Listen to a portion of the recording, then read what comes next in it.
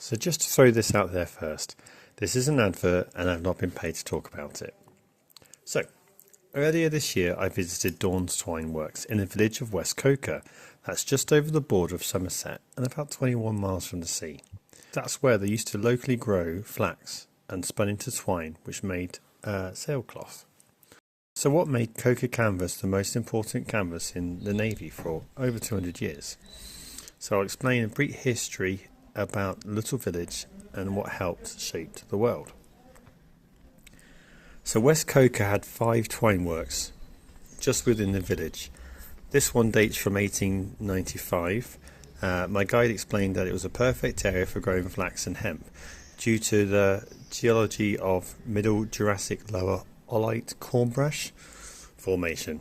That creates a lot of springs around here, and the things that help flax and hemp grow, that it loves damp soil. Because of these conditions, a small industry grew up in Coker to make Coker canvas. The phrase, "it is bucked in the yarn and not in the piece," which meant it was the yarn that was bleached in the bucking house using an alkaline lye, and during this process it would lose out about a quarter of its mass. So my guide gave a little history about Coker canvas. So there's a phrase, "it was bucked in the yarn and not in the piece," and that meant that the yarn was bleached in the bucking house using an alkaline lye.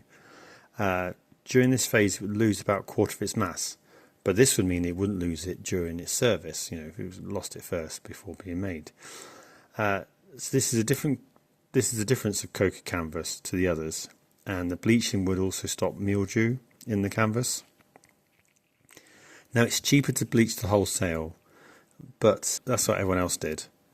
But Coker canvas was unique when they bleached the yarn first, which means that of course you could throw away the bits that were damaged. So whereas if you've got the sail, all you can do is patch it. So Coker canvas would last about twice as long as anyone else's once the cloth was made. So it was sent to Crewkerne or Yeovil sail lofts, and that was made into sails. So for the restoration, they've done a fantastic effort in keeping it as authentic as possible.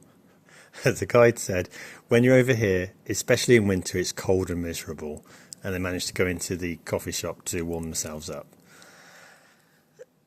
So the twine works still have all its original Victorian twine making machinery.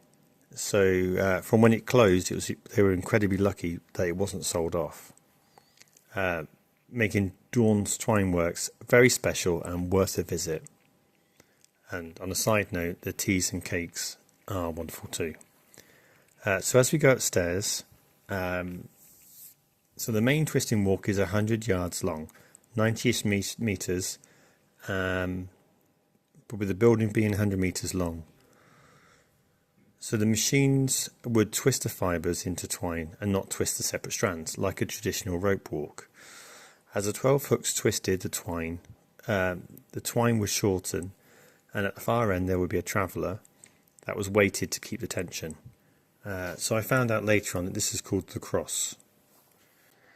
They would make different thicknesses of twine. The thinner would be used for topsails, and the thicker would be used for the bottom sail.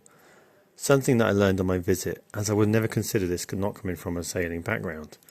Walking along here at 6 foot tall, I keep needing to duck under each beam. I'm glad to see that they restored the roof and didn't modernise it and make it a bit taller to suit the taller population.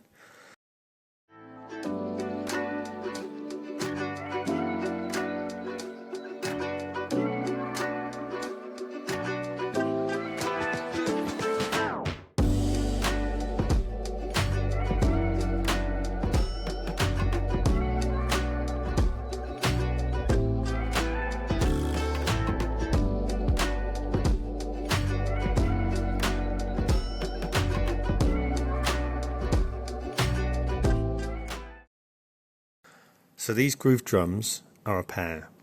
One end is powered by a belt, and the other pair is the idler, just spins freely.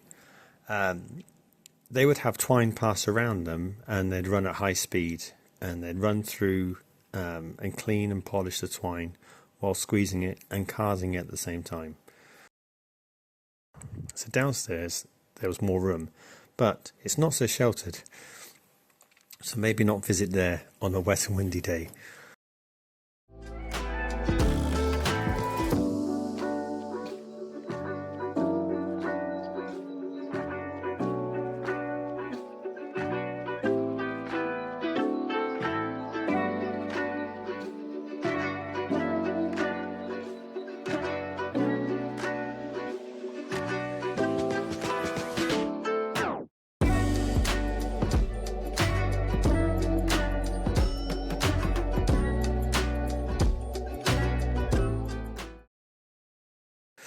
So the unpowered drum would run along the tracks while keeping its tension. At the end of the building you can see the weight for the cross that we saw upstairs.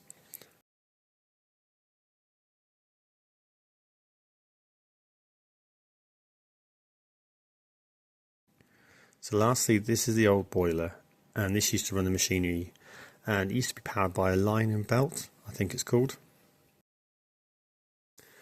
In the visitor centre there's a few booklets detailing so much more history about the Twine works, which I've not told you here. There's loads about local history and how they restored the building. So I hope I sparked your interest to visit Dawn's Twine works, or give you at least an introduction if you're unable to visit. But if you'd like to visit Dawn's Twine works and meet the volunteers, it's free to attend, but donations are gratefully received. It's open on the 4th Saturday of the month, and I'll add a link to their website in the description. So that's it for this video. I hope you liked it, and next week I'll be back to the usual not video. Thanks for watching.